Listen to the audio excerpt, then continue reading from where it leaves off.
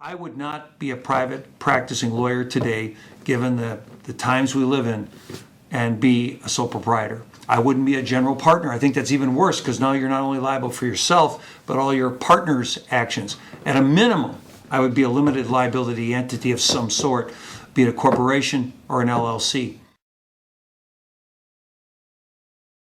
I'm Joe Boucher, an attorney in Madison, Wisconsin, at the law firm of Nider & Boucher, and I've written a column with my colleague Jennifer Knutson on forms of business for lawyers. We did a column about 3 years ago on that subject, and we updated it, and it's coming out in the Wisconsin Lawyer here soon, July, I guess, of 2013. And I've been asked to comment on forms of business for lawyers.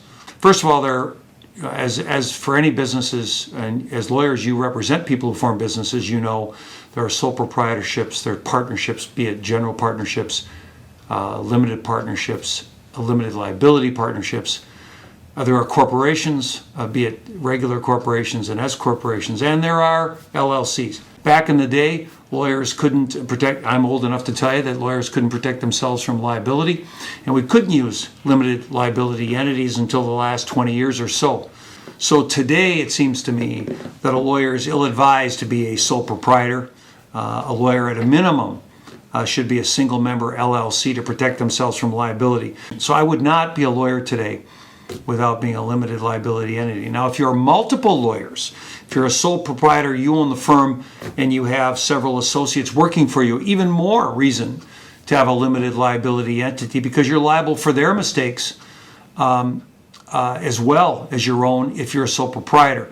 If you're a LLC or a corporation, one-owner corporation, you can then limit your liability for their behavior so long as you're not supervising them. Of course, you might have supervisory liability. But assuming you're not supervising them and they make an error, then you can limit your exposure to that risk. I would not be a private practicing lawyer today, given the times we live in, and be a sole proprietor. I wouldn't be a general partner. I think that's even worse, because now you're not only liable for yourself, but all your partner's actions. At a minimum, I would be a limited liability entity of some sort, be it a corporation or an LLC.